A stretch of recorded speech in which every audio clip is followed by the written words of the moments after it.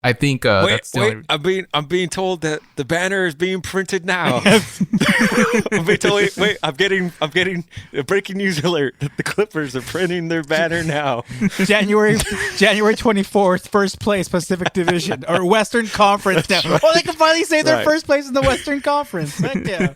Way to go, Clippers.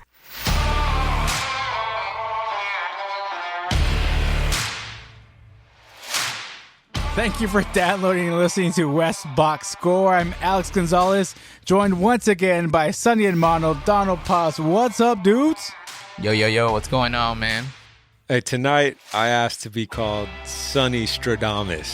Sonny Stradamus. Well, is it because your predictions are always on point, man? You predicted big catastrophes. That's like right. AFC losing. Is that the catastrophe you picked? It's because I picked the NBA Finals matchup. Yes, and now I predicted the Super Bowl matchup. Man. Although the Super Bowl matchup, again, I failed to cash in on my verbal gentleman's agreement with Donald, who was going to take the Bills, and I let him off the hook again. But anyways, it's good to be back, man. Oh, man. Be sure to follow Sonny and Mono on the Fox Crate podcast. Listen to his podcast, the Fox Crate podcast, wherever you get your podcast downloaded. Yep. And be sure to follow him on Instagram at the Fox Crate. Follow Donald and I on Instagram and Twitter at WestBoxScore. And be sure to give our media partners, Blue Wire Hustle, follow on Twitter at Blue Wire Hustle. And, man... So the Super Bowl matchup is set. And as Sonny said, he predicted it. And who is in this Super Bowl matchup, Donald? The Kansas City Chiefs, the defending champions, and they will be going up against Tampa Bay with Man, Tampa can you Bay. believe it? That is insane, man. I can't believe it. In Tampa Bay. In Tampa Bay too. Dang, that's crazy. It's wild. I mean, I don't know if I'm a if you're a Patriots fan, I don't know how you feel, man. That's a tough pill to swallow right now, man. That's wild. I'm loving the Patriots fans having to swallow this pill. You know, he was washed up. You know, he's probably let him go. A lot of them, I think, a lot of Patriots fan would have loved to have seen Tom Brady retire in New England. Of course, I mean, I'm sure they have a lot of love for him. But you had to pick between the brains and the worker here, and they went with the brains here, right? So they let him walk. And you realize brains without body only go so far. Yeah. You got to have both. You got to have both here, Very man. True. And this guy's got enough brains in his body to make it work over there in Tampa Bay. I mean, also, what else has he got down there, Sonny? I mean, he's got some weapons, man. He's got some weapons. This team was already good before he got there. It's part of the reason why it's got a lot of Niner Twitter kind of up in arms, because if you recall a short, 11 months ago now, or not 10 months ago, when it was already believed that Tom Brady was heading towards the exit, some of the talk was, hey, should the Niners entertain signing Tom Brady so that he can take us to the promised land? So it's been funny to see some of that speculation. I honestly don't think he could have salvaged the injury plague season that was.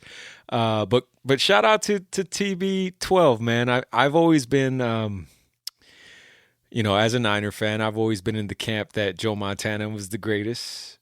But I'll tell you this much: if Tom Brady wins the Super Bowl, I'll say it right here, right now. I changed my mind. Like, wow. Tom Brady's the greatest. I know Tom Brady already has more rings than Joe Montana. I don't want to hear that heat. Again, some of those he won under some questionable, with some questionable tactics, if you will. Deflategate. That's right. Spygate. All the gates. Damn, that's right. But if he pulls this off against this Chiefs team, man, I'd have to concede. For sure, I'd be the first in line to say Tom Brady is the GOAT, undisputed. Can you give him GOAT status even with a loss in the Super Bowl? I mean, you got to give him just such an appreciation as being the GOAT, just getting to the Super Bowl in the National Football Conference now after all that time in the AFC. I mean, Gronk's even confused. He doesn't know what conference he's in still. So so you got to give props to Tom Brady just to do that. Well, look, he's already it's either 1A or 1B when it comes to the GOAT talking Joe Montana or Tom Brady. So he's already in GOAT land, right? But it's just if we're trying to separate the two, it's like the LeBron Jordan thing. That's tough. That's 1A, 1B, but we tend to give it to Jordan. Why? Even though LeBron went to more finals, because Jordan never lost, et cetera, et cetera. One of the reasons why. Right. So all that to say, I am impressed still. And yet I don't. I mean, maybe we'll save our predictions for next week.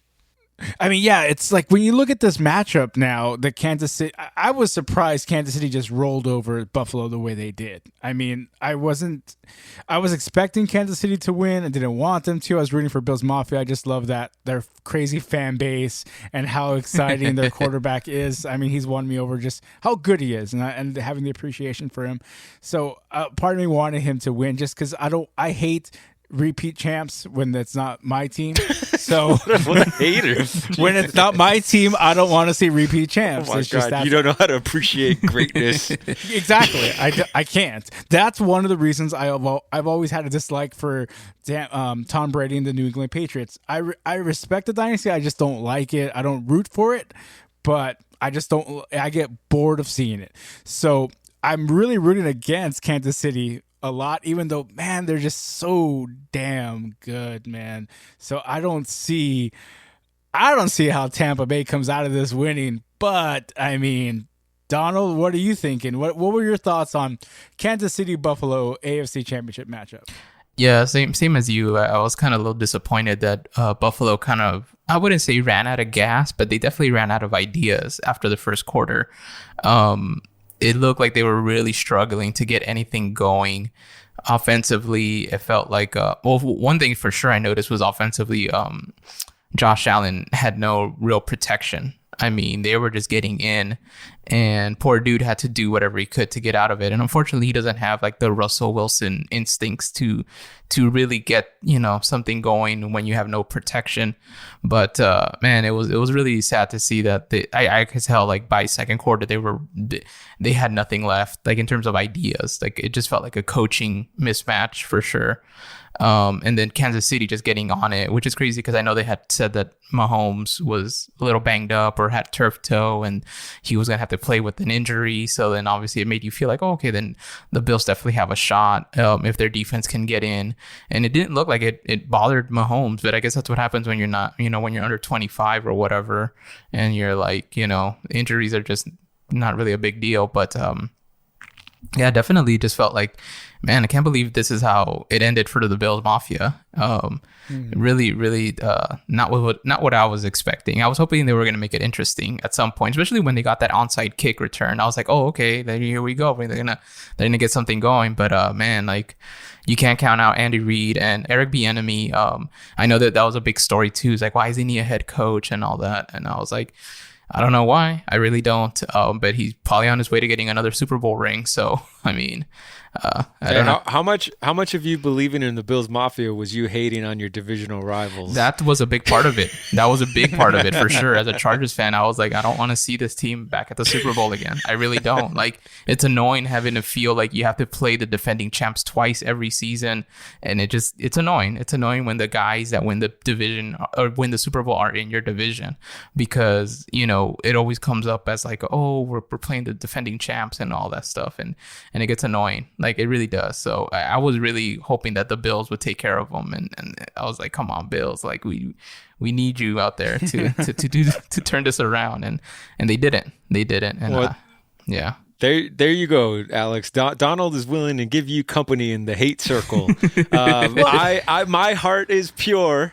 I don't have hate because if any of us should hate the Chiefs, it's me. That is true. It's me. That is true. And you'd be warranted for it. Exactly.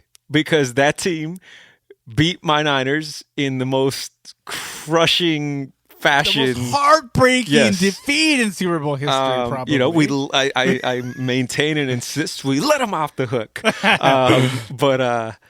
and yet I have more respect than I could ever have any hate for that team. Sure, it helps that that's not my divisional rival, Like, so I understand Alex's. I mean, I understand Donald's hate for that team or dislike, but no, man, I just appreciate it. Like that's Mahomes is the baby goat. If Brady's goat, Mahomes is goat in waiting, goat in training. Yeah, dude. exactly. Heck yeah. That's gonna be the guy. If he isn't already. So I'm a fan of those kinds of players, and I want to see them be great. I want to see LeBron win another title to make it interesting, to make it a conversation. Even though LeBron always goes to the finals seemingly in his career, it's like, man, I want to see it again, because here's the thing, man. Like, I don't think people of our generation and Alex's older generation never misses an opportunity. Go for it. Realize how spoiled we've been when it comes to sports and when it comes to GOATs. Yeah. NFL, Tom Brady, right? We're talking about one of the top 2 GOATs ever to play the sport and he played during our lifetime, right? NBA, LeBron James and Michael Jordan. Yep. Arguably the two, some will put Kareem in there, but the 2 undisputed GOATs of the sport of all time. But that, once again, not in our really generation, because I never saw Kareem. Right, so. but I'm saying Jordan and LeBron, though, during our lifetime. Yes. Soccer, Lionel Messi and Cristiano Ronaldo. Right. 2 of the greatest top 5, and then if you throw on top of that the Ronaldos, the original Ronaldo, and Zidane, the only ones that we didn't get to watch were the only ones we didn't get to watch were Maradona and Pelé. But we're talking about 2 of arguably the top 4 GOATs of all time. Tennis, Serena Williams, Roger Federer. Golf, Tiger Woods. Like, we're talking about undisputed GOATs. No, I agree. Yeah, across the board, and this all has happened during our lifetimes. So I want to see more of that. You know what I mean? I agree. I'm with you. And that's why I agree with you that Patrick Mahomes definitely is a baby goat in training. But now as you talk about this, and we're talking about our hatred for the Chiefs, or sometimes lack thereof if you don't have it, then I feel like that should be another intangible of GOAT status, because of course we go championships, number of finals appearances, MVPs, like all those stats obviously come into play when you're talking about GOAT status, but it should also be other fan bases is sheer hatred for you because you're not on their team. So if you're really not hated, if you're kind of well liked, then are you really a GOAT? You know what I mean? Like, your other fan bases should despise you. But look at that Kobe. I'm thinking back of that ESPN Kobe Bryant commercial. Remember, for his final season, and all the fans from opposing teams got up and serenaded how much they hate him. Yeah. And so it's kind of like, that's what a GOAT is. Like, your other team should hate you. Right. So if you really like Patrick Mahomes, because look, he's so happy and go lucky. Like, are you really a GOAT? Oh no, I don't care for his attitude. Oh, scratch that. I don't care for his happy-go-lucky, approach. It's the skill that dude possesses. Oh, for sure. Yeah. That trumps everything. That, to me, it's like, man, it's just fun watching. When you say electrifying, people are electrifying, that can do something, it's like nothing would surprise you, right? When Steph Curry shoots from half court, you're more shocked that he missed it than versus when he makes it. When Lionel Messi misses a goal, you're more shocked that he missed it than if he made it. Same, and Patrick Mahomes is in that same kind of category, Steph Curry being arguably one of the best shooters of all time, not necessarily players, but that's the kind of level that it's just like, I think we take it for granted because it happens over and over again. Now, Mahomes, granted, it's still early in his career, but I think we've been trained enough as sports fans to now we should be able to identify it. We're looking out for the next one. Yeah, what I tend to dislike and hate is, now that we're talking on this GOAT talk, and I don't think this was part of the plan, but whatever, we'll roll with it. Yeah, here we go. Is I tend to spy, and we talked a little bit about this last week, when there's fraudulent GOAT talk. Okay. You know, when the GOAT talk is premature, right? A la an Aaron Rodgers. You know, that has always kind of been bestowed like as one of the GOATs, or if not the GOAT, like next to Brady. When it's like, wait a minute, what has this guy done really? He's won one Super Bowl. Yeah. You know, like, and we're putting him in that conversation. Yeah. Like, he's only been to one Super Bowl and he won one Super Bowl. Yeah. Like, how are we somehow putting this guy at the top? Don't get me wrong, hell of a quarterback, one of the best to do it. But GOAT is a whole other level, man. You know, like, so that's where my heart tends to go sometimes, where it's like people want to crown the wrong people sometimes. Like, are you guys watching the same thing I'm watching? What's going on here? Yeah, it depends also on MVP talks. You know what I mean? Like Lamar Jackson won the MVP, and people are kind of somewhat speculating that he might be another little GOAT coming out, and I don't see it. I really don't. I'm like, I don't know. He might be just another pretty, like a Phillip Rivers, you know what I mean? It's like Giannis, right? Yeah, Giannis too. You know what I mean? And it sucks for Giannis because I am like more of a fan of Giannis in terms of like I like what he does, but it is kind of one of those like, they're not going to vote for MVP again on the third round. And at the same time, like it seems like he could be on a decline. Like you can make that argument, and it's pretty valid. And man, it's kind of a bummer, but it happens. It happens. Oh yeah, I almost completely forgot the sport of baseball, but we were able to witness, you know, Griffey Jr., Mike Trout, Barry Bonds, even, you know, with the allegations or whatever it may be. Yeah. No, for sure. Barry and then Bonds, Shawn Michaels, The Rock, Stone Cold Steve Austin, some of the greatest to ever do it, and that maybe will ever do it. The greatest era of wrestling for sure. That's right. Is it the expansion of TV contracts, networks, and accessibility to see other players? Is that also helping in GOAT talks? Absolutely. Look at that. Like now you mentioned that, like we would have never seen other players. We would have had to read the Sunday paper to see what were the statistics like. Absolutely. Only inside the box score. We wouldn't have a podcast like this, the West Box Score, to look outside of that box score too, to give you the intangibles and what else is inside. What else makes them the GOAT? Whoa, I feel like I just got transported into like a promo. You like that? I gotta tune into this show, right? Hyper LA local. What's this West Box Score you're talking about? It sounds amazing. And then lastly on that GOAT list, and maybe this is where we could transition here. How could I forget? You know, the Khabibs, the John Jones, the George St. Pierre's of the world. Connor, maybe at one time. Very relevant. Fraudulent goats. Fraudulent goats, as you say. That's very relevant right now.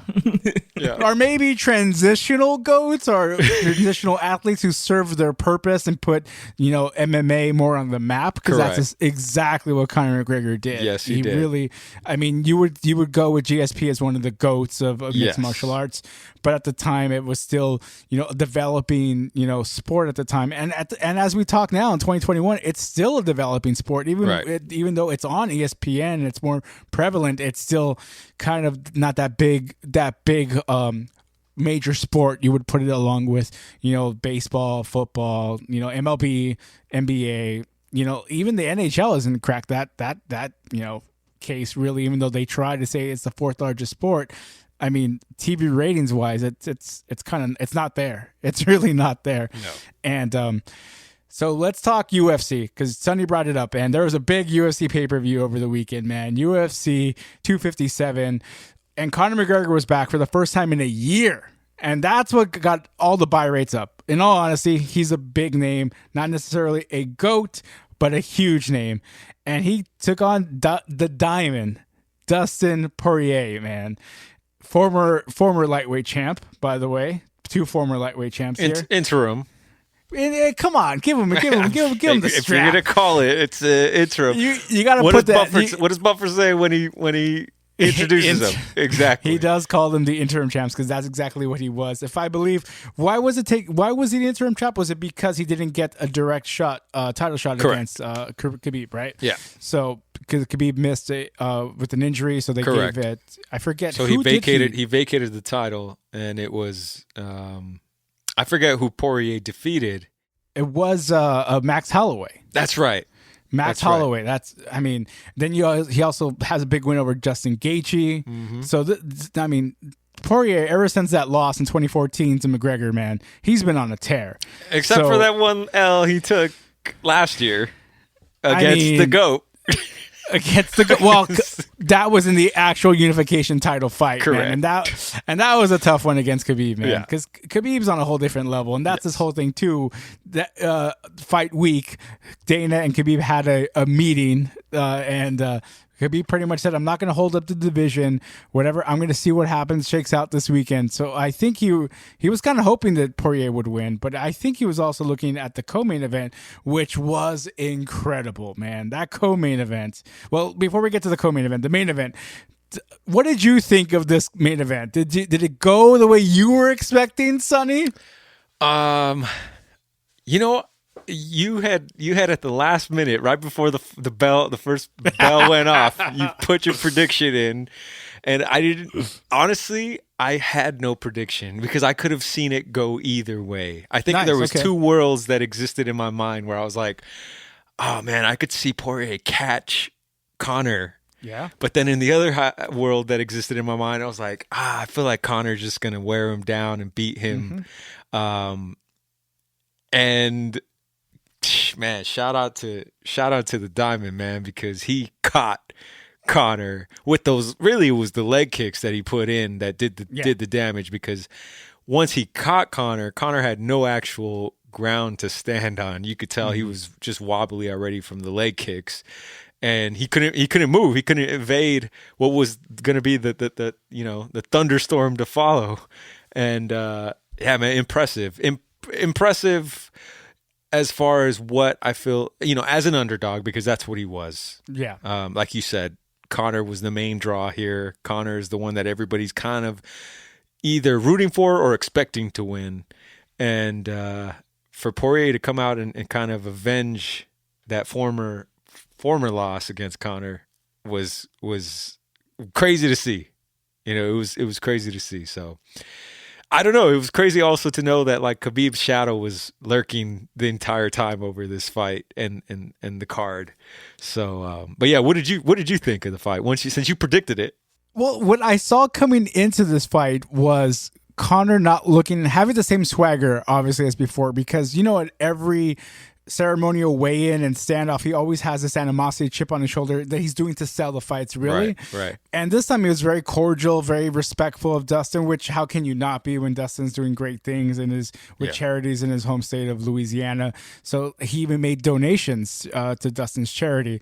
So, a part of right there is kind of my first sign that like, okay, Conor loves fighting, but he's not into this fight the way he would be with other fights, where he needs to have that mental, little mental game with himself to like, I gotta beat this guy. He's just so well off now with the proper 12 whiskey distribution deals and money he made off the Mayweather fight, where like but then he spends like a motherfucker too.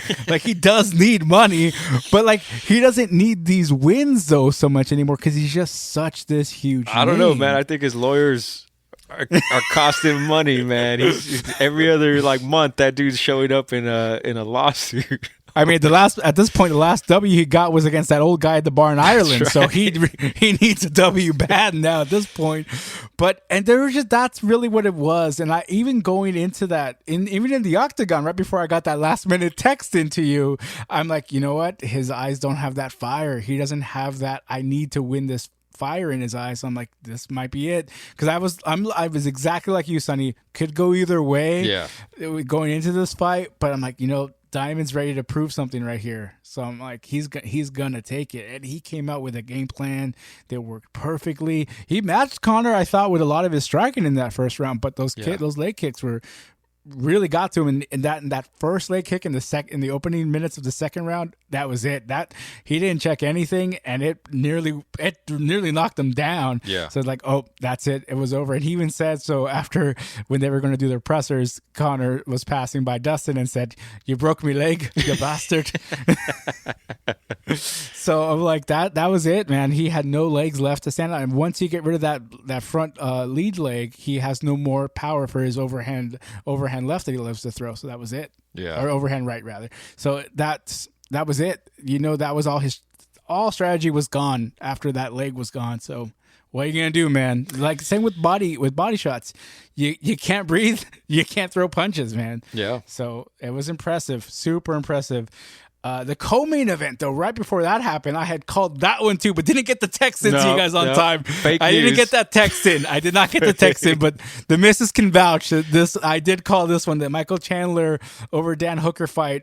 I mean, Chandler, I have heard the name but never seen his stuff. Yeah. So I knew. I'm like, okay, this is, and he's right away one of those guys, small, compact, muscular, and like, I don't know how he's gonna do against a taller guy with reach, but I know if he lands something, it's gonna put him to sleep, and that's what I just said to the missus. He caught him quick, dude. And he put him to sleep, He caught him quick, yeah. Oh my God, I love those combinations of a right hand body, left overhand, head to the head, because that's exactly what he landed on him as he was chasing him down into the left hand, overhand left, put him to sleep. Sorry, go ahead. Go ahead, Sonny. Go ahead. I was gonna say, I had mixed feelings like after that fight about his post fight, comments. Okay. This is okay. I'm glad you're bringing this up because you can't deny his skill ability, his promo work. Ric Flair, yeah, exactly. It does need some work. I love the way, that DC compared him to this Ric Flair tear in my eye Royal Rumble promo. Nah, bro, he was trying to do a promo, and I appreciate that. But there's only one Conor McGregor out there. There's only one Floyd Mayweather that can work out those promos that way. That are like just either a great heel, because they need to have a heelness to them. Well, not necessarily. Like a swagger, a heelness. Yes, like you gotta this have guy a swagger. You gotta have a swagger. And he that's has why zero. Exactly. Zero. Exactly. And that's why to me, I love the Diaz brothers post-fight press conference. Those to me are the greatest, of any. Because they give no fucks. They give zero fucks, and they will tell you what they feel right after they just either mauled somebody or got mauled. It don't matter. Like, they're going to tell you how it is. But here's the thing with a fight like that, one that ends so quickly. You really don't get to see the true potential of that fighter. Yes, was it impressive? Yeah, but you don't know how much of it was that he caught his opponent off guard right from the jump, or that he is that dominant. Because I know he couldn't do that to some of the top 3 fighters in the lightweight division. First off, there's no fighter who's that dominant to finish every opponent that quickly. Right. There's just fighters who are smart enough to study their opponent in front of them and strategize correctly, right? So I'm curious to see what he would do against somebody who maybe at a different skill level, because Dan Hooker, he's nothing to sneeze at either. No. But he's not in the top 5 the way, it feels a little bit like fool's gold, kind of. I could see that. No, I'm not disagreeing with you, but I think this guy has the tools to be a top 5 contender in this division, and I'm curious to see what he does exactly against somebody who is better, right? More skill, higher in the rankings than Dan Hooker is, right? So that will. I mean, he called out right away, didn't he? Call out Khabib. Dude, he called out Khabib. He called out Conor. He called out Poirier. He called out DC there at the desk. He called out everybody. Yeah. He just wanted to prove himself, which you could appreciate. You got to call out. You just got to throw out names. At the end of the day, when your promo, really though, you got to. Really? That's the Conor McGregor formula, dude. That's the fight game. But yeah, and that's what he started. The whole I'm gonna take this guy out. We're not here to take part. We're here to take over. That's his.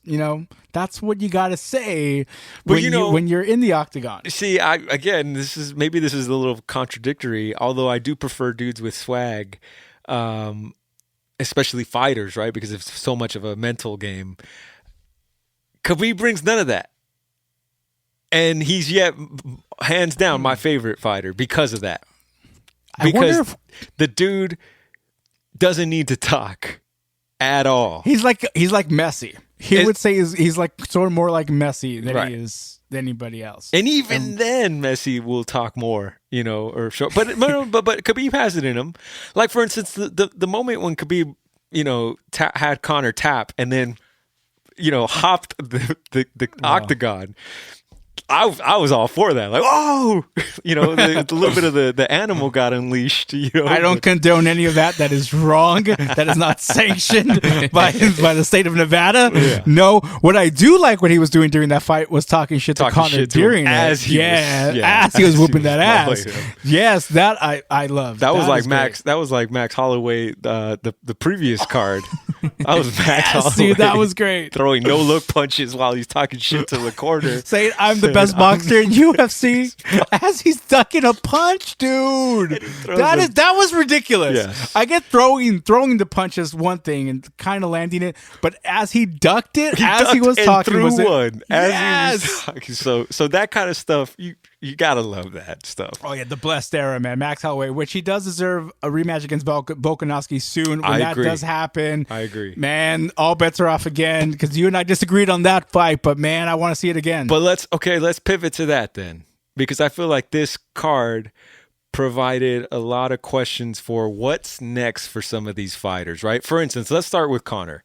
What's the fight you would like to see Conor take on next? What is the fight? What are the options that he has in your mind that are realistic? Khabib's off the table. Khabib's way off the table. I want to see Diaz again. The trilogy. I want to see the Nate Diaz trilogy. That's what a lot of speculation is now, and I completely agree with it. Diaz needs a fight. He hasn't fought in so long, and if they do it at 155, that would be very, very interesting. But you saw Poirier's comments post-fight also, though, right? What did he say? They asked him, who do you want next? And him knowing that Khabib probably is not going to come back for a fight against him because Khabib already handedly beat him not too long ago. He also said he would like to take on Nate Diaz. He said he'd either give Conor the trilogy, but then he said, you know what, or somebody that has escaped me for a long time and has been in this fight game as long as I have, if not longer, he said is Nate Diaz, because that dude talks a lot of shit online. And this was in his post-fight presser, so that caught my ear, because I was like, wait a minute, does Nate get to pick here? Because I feel like what the title to me is, you do the Conor trilogy first, the Conor Nate Diaz trilogy. Winner of that gets Poirier, and it's either the Conor Poirier trilogy or it's now Nate Diaz and Poirier, which it was supposed to be back in 2018, but I think I forget who had to back out. I think it was Poirier who had to back out due to injury when they were pitted against each other. So it looks like Nate Diaz is sitting with some house money right now. And I'd love to see that, either of those fights.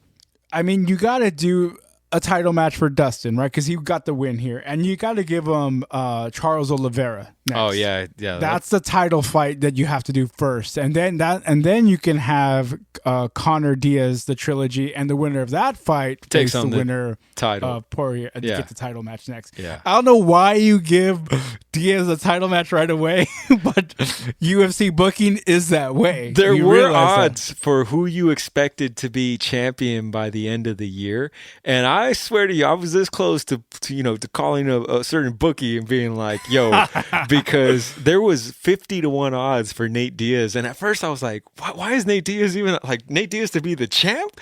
And then that's when I dissected all the post-fight comments that were being thrown out there by both Conor and Dustin, and I said, oh, they're kind of giving Nate a shot, and all Nate needs is a shot. That's all you're right. You're right. So I almost placed that bet, 50-1 odds, throw $100 on there, and we'll be golden. You know what else I'd love to see finally happen is Conor versus Rafael dos Anjos.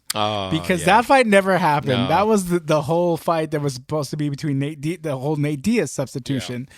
So that one was always interesting to me, not just to see what their skills would have done at that time. So it's kind of like one of those elusive fights that never happened, but I've always been interested to see what would have happened. wrestler like that. But yeah, I mean, once again, I don't think those are fights we'll never see along with the Khabib, Tony Ferguson fights. Those fights that never will happen, only in our minds, only on EA Sports, UFC 3. Exactly. That's the only time we'll see those fights, man. But UFC was entertaining. This whole card had 4 underdog upsets on the main card. So that's incredible, man. This shows you any fight styles make fights, and anything could happen when you're in that octagon, and it's exciting. What is also exciting to watch is on the hardwood right now, our defending champion LA Lakers had a tough game against Golden State, man. And I was expecting them to beat Golden State. What happened, Donald? What happened in that Golden State game? Oh, man, the Lakers just fell apart in the fourth quarter. There's really not much to it. I mean, I was watching that game as well, and it was really, I mean, first quarter, second quarter, you're like, okay, they're up by like 10. They're up by 10. They were up by as much as 19 points at one point in the game. And then going into the fourth quarter, they were up 14 points. And they just let their foot off the gas, and they let Golden State back in.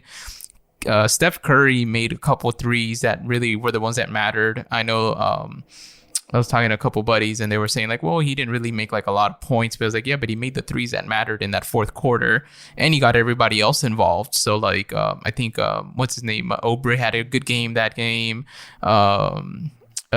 Andrew Wiggins had a good game. So it was just really sad to see the Lakers just fall apart in the fourth quarter, and it was really bad. It was really bad to see them lose against a team that they shouldn't have, lost to. And it was definitely a good wake-up call for them, because I know that Thursday they had to go on the road to go face Milwaukee. And they got that win against Milwaukee, right? Yeah, they did. Yep. They get that win against Milwaukee. I know that was like a big battle, because again, it's a draw with Giannis, versus LeBron.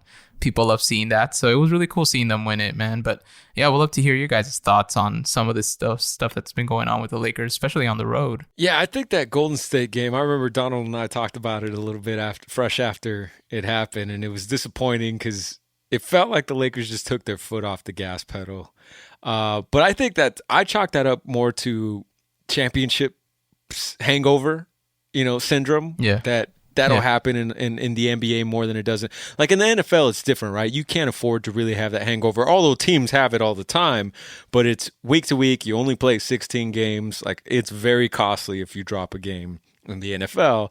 Whereas in the NBA, it's a marathon, more than it is a sprint. Yep. And for a team like the Lakers, it's like, we know they're not going to go undefeated, right? But yet we expect them, when they're up big, to take care of business. Yeah.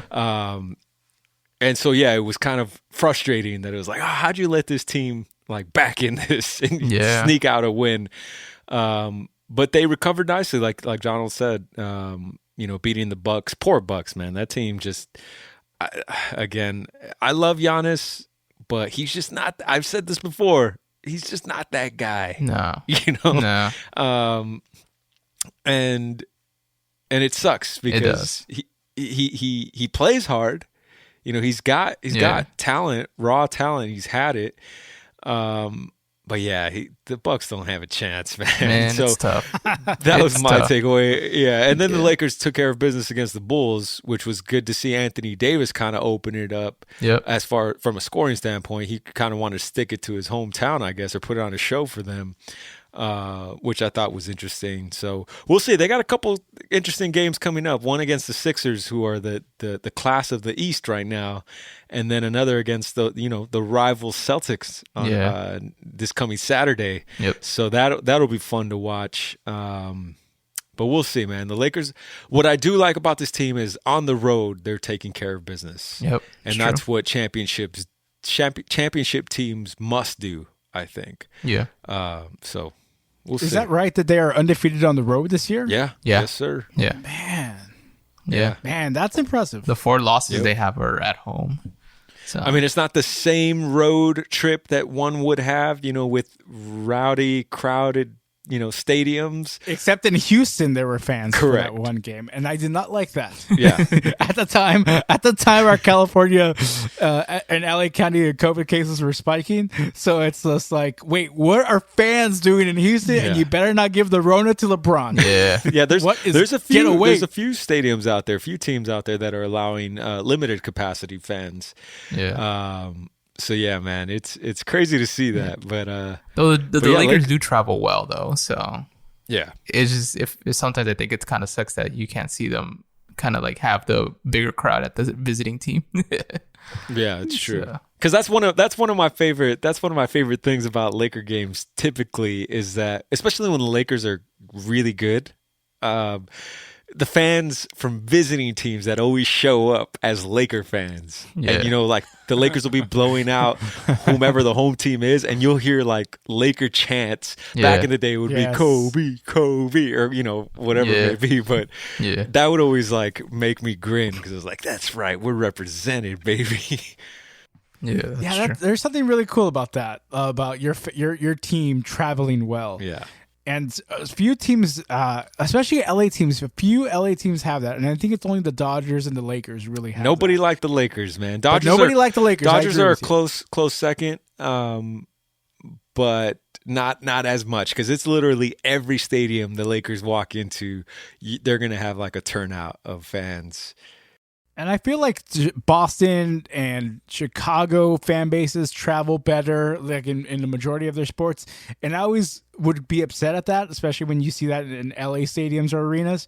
But I'm like, of course they travel well. They live in Chicago or Boston. They want to get out of that freaking city and they want to come to LA for one. So it makes total sense. So come on over, spend your money in our arena, buy us a souvenir for the Lakers or Dodgers. Hey, depending on which podcast you listen to, some people believe people are leaving Los Angeles by the droves. So, are you talking about Joe Rogan? Hey, I'm just saying, I've heard some stupid things being said. I mean, there's the California exodus going on. Yeah, of course there is, bro. I mean, go. That's fine. We don't need you, man. Oh man, that's funny. Shout out to young Jamie though on that podcast. So he's my favorite part of that podcast because he pulls up all the information so quickly. Yeah, so man. Big shout out to him. The content from his the guy he works with though. Suspect at times though, man. Suspect at times. Yeah. So the LA's other basketball team is playing too. They're the LA Clippers, and since Clipper Pablo is not here to speak their piece, Donald, do you have any update on what the Clippers look like so far? Yeah, actually, the Clippers are actually number one in the West. Whoa! They're number by a half game, right? Are they going to put up the banner? They haven't put the game behind yet. The only reason why they're up, why they're number one, because both the Clippers and the Lakers are 13-4. The only reason why they're number one is because in the conference they're 11-4, while the Lakers are 10-4 in the conference.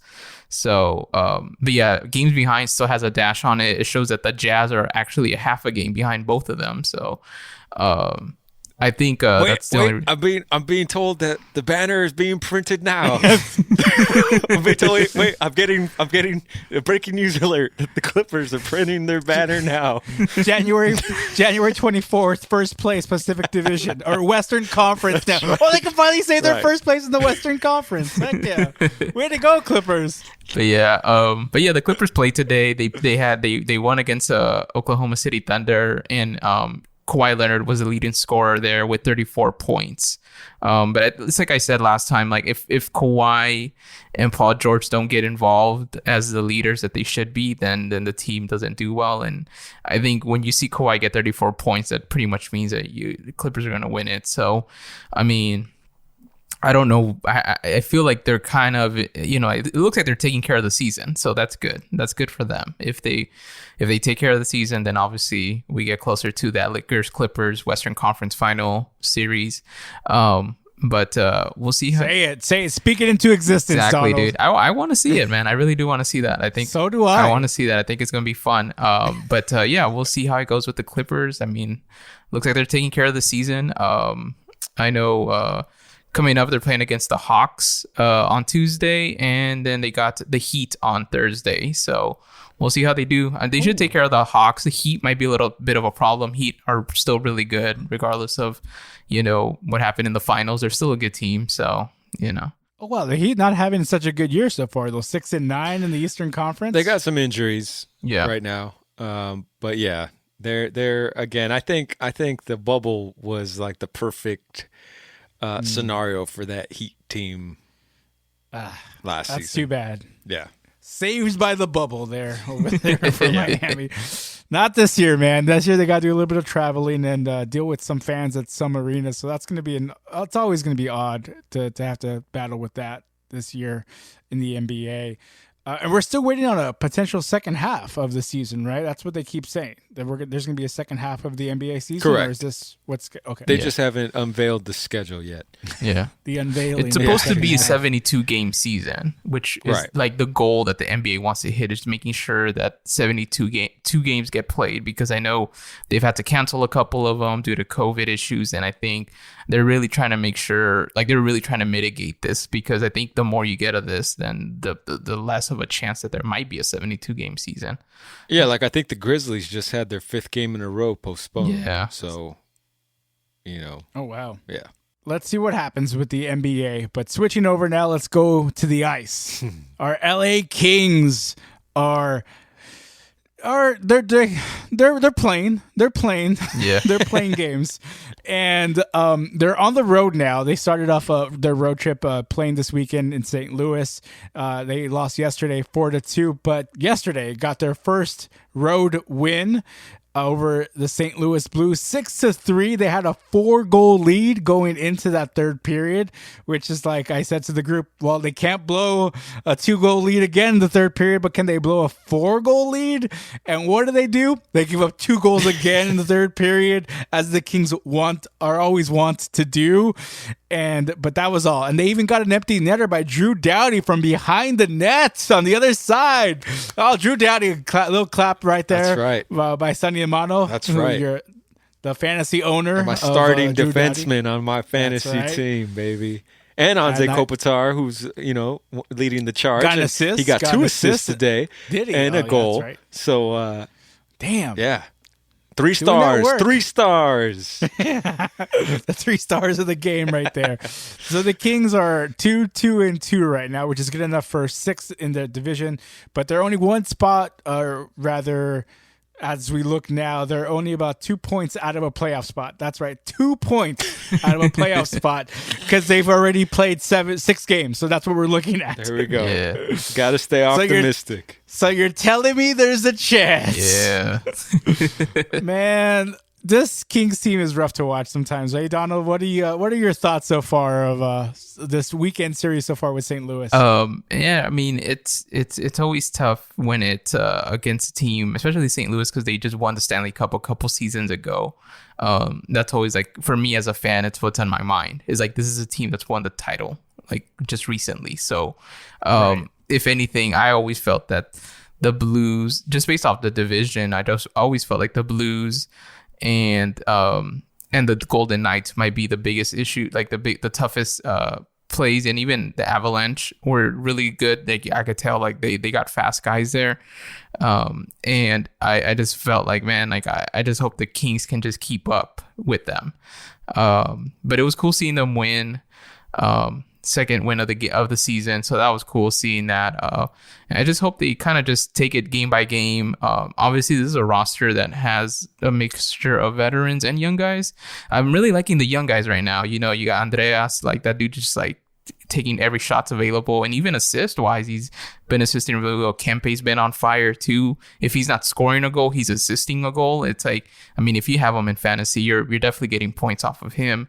And Iafalo's been good. Wagner's been serviceable. So I don't know. I've been really impressed. But yeah. You got Kings players who have, like you said, the mixture of young and older players, and that's why they would have really benefited from a longer training camp and spring training. Yeah. It definitely showed that a preseason would have definitely made this team a lot tighter. And it seems like they're kind of getting it together in the middle of the season. I mean, you wouldn't want that, but it's cool seeing that. Like, today's win was very like eye-opening to see that, okay, like obviously they know how to score. They scored against the Wild like a couple times and were ahead. They just didn't know how to keep the lead, and they kept blowing it. And then seeing them little by little figure out like how to keep the lead going, which is a lot of the stamina part, I felt like is what was lacking with the team. They're starting to build a little bit of stamina, so hopefully they could build on that a little bit more. Sonny, so this is your first glimpse at some of Mike King's fandom, along with our buddy Rick, who's been on the podcast a couple of times, and you see how negative we are about our LA Kings. Yes. Yes, it's comical. But you see it's kind of warranted with some of their style on the ice, because they're so frustrating when they give us these glimmers of hope. Like, okay, they're going to get it together. The young and old are going to work together for the common good. They've finally got that team chemistry that they desperately need, and that's it. They're on the road to the Stanley Cup. That's it. And then they start playing a little bit more, and teams figure out, okay, this is what they do all the time. Oh, we got this, and they proceed to beat the Kings. So that's why it's so frustrating, and it's yet fun because we get those glimmers of hope. How have you been? Yeah. Have you been watching any of these Kings games besides today? I have been watching. Admittedly, because of fantasy, I've tuned in a whole lot more than I have in the last 2 or 3 years. That's actually great to hear, man. I'm happy to hear that. And so I'm having to reacclimate and retune to be like, wait, who's good again? And who's not? I mean, obviously, you have the basic eye test where you're like, oh, that dude's a skater. Like, that's your guy. Get the puck to him. But outside of that, it's still very much like a catching up. I just enjoy it's almost like you're being reintroduced to the game, because I do remember those Stanley Cup years, because I got caught up into the hype machine that was like, nice, Canes, this is the year. They hadn't won a title up until that point, and it was like, oh shit, you want to see something that's never been done before, so you want to be a witness, as LeBron would have you.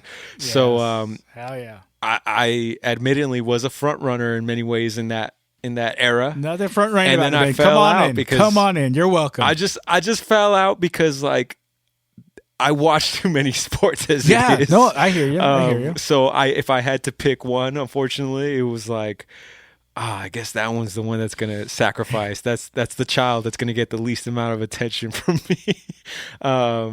So yeah, I'm trying to warm myself back up so that at the very least, come playoffs, like I know all the players. Nice. I know who should be the best team, so I can make my accurate predictions and come on this podcast and be like, I told y'all that's who I said was going to be in the. Told you Colorado was going to come away with that cup.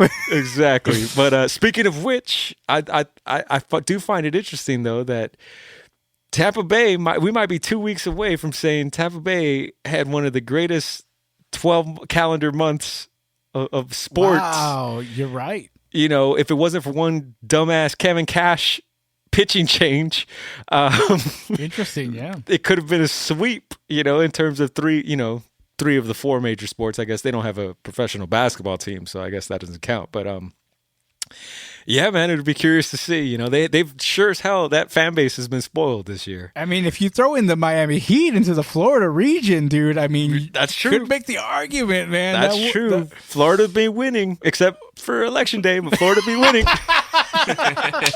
Damn!